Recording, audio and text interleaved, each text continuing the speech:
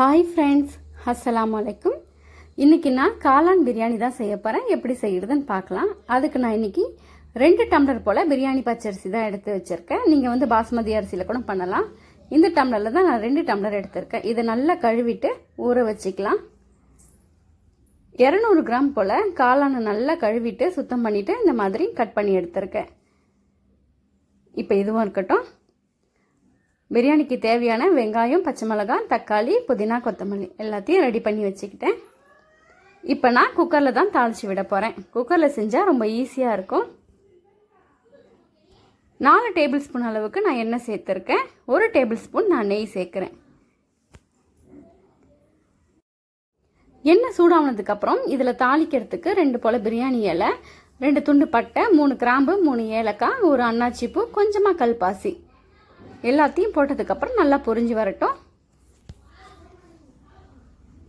பொரிஞ்சு வந்ததுக்கப்புறமா நம்ம கட் பண்ணி வச்சுருக்க வெங்காயத்தையும் பச்சை மிளகாவையும் உள்ளே சேர்த்துக்கலாம். நான் 4 போல் பச்சை மிளகாய் எடுத்திருக்கேன். 3 மீடியம் சைஸ் வெங்காயத்தை நீல வாக்கில் கட் பண்ணியிருக்கேன். எல்லாத்தையும் சேர்த்துட்டு இந்த வெங்காயம் நல்லா வதங்குற வரைக்கும் கலந்து கொடுத்துருவோம். வெங்காயம் இந்த அளவுக்கு வதங்கினதுக்கப்புறமா இதில் நல்லா பெரிய ஸ்பூனால் 1 ஸ்பூன் அளவுக்கு இஞ்சி பூண்டு விழுது சேர்க்குறேன். இஞ்சி பூண்டோட பச்சை வாசனை போகிற வரைக்கும் நம்ம கலந்து கொடுத்துருவோம்.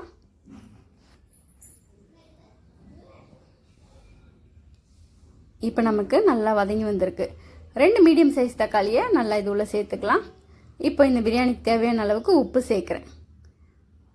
உப்பு சேர்த்தோம்னா டக்குன்னு இந்த தக்காளி வெந்து வந்துடும். ஒரு தடவை நல்லா வதக்கி விட்டதுக்கு அப்புறமா இதில் நம்ம கொஞ்சமாக புதினா, கொத்தமல்லி சேர்த்துக்கலாம். இப்போ நம்ம மசாலா சேர்த்துக்கலாம்.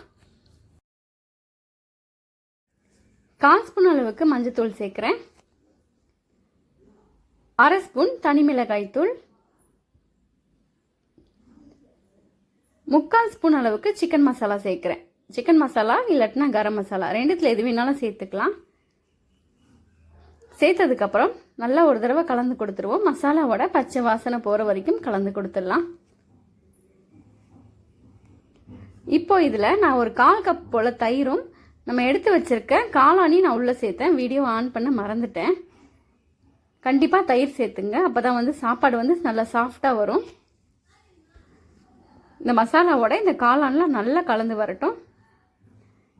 இப்போ நம்ம தண்ணியை வடிகட்டிட்டு நம்ம அரிசி எடுத்து வச்சுருக்கோம் இல்லையா, அதை உள்ளே சேர்த்துப்போம். ஒரு 1/4 மணி நேரமாவது கண்டிப்பாக அரிசி ஊறணும். அப்போ தான் நல்லா சாஃப்டாக இருக்கும்.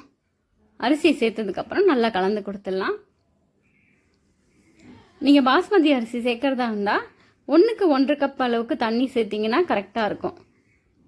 கொஞ்சமாக ஃபுட் கலர் சேர்க்குறேன். கேசரி கலர் தான், ஆரஞ்சு கலர் சேர்க்குறேன். உங்களுக்கு வேணும்னா சேர்க்கலாம், வேண்டாம்னா விட்டுறலாம். 1 டம்ளர் அரிசிக்கு 2 டம்ளர் தண்ணின்னு கணக்குப்படி நான் 2 டம்ளர் அரிசி எடுத்திருக்கேன். 4 டம்ளர் தண்ணி சேர்க்குறேன். சேர்த்ததுக்கப்புறம் நல்லா ஒரு தடவை கலந்து கொடுத்துட்டு இதை மூடி போட்டு ஒரு 3 விசில் விட்டு எடுத்தோம்னா சூப்பராக நல்லா குழையாமல் பொலண்டு பிரியாணி சூப்பராக நமக்கு ரெடி ஆகிடும். இப்போ இருக்கட்டும், பாருங்கள், நமக்கு நல்ல பிரியாணி சூப்பராக ரெடி ஆகிடுச்சு. நல்லா கமன்னு வாசனையோட சூப்பராக இருக்குது. இன்னும் இதில் வாசனையாக இருக்கிறதுக்கு 1 ஸ்பூன் அளவுக்கு நெய்யும் கொஞ்சமாக புதினா, கொத்தமல்லியும் மேலே சேர்த்துட்டிங்கன்னா அட்டகாசமாக இருக்கும். சேர்த்ததுக்கப்புறம் ஒரு தடவை லேசாக கலந்து கொடுத்துருங்க. ரொம்ப கலக்காதீங்க, அப்படியே லைட்டாக கலந்து கொடுத்துடலாம். பாருங்கள் எந்த அளவுக்கு அப்படியே பொலன்னு இருக்குது பார்த்தீங்களா? நல்ல மணமாக இருக்குது.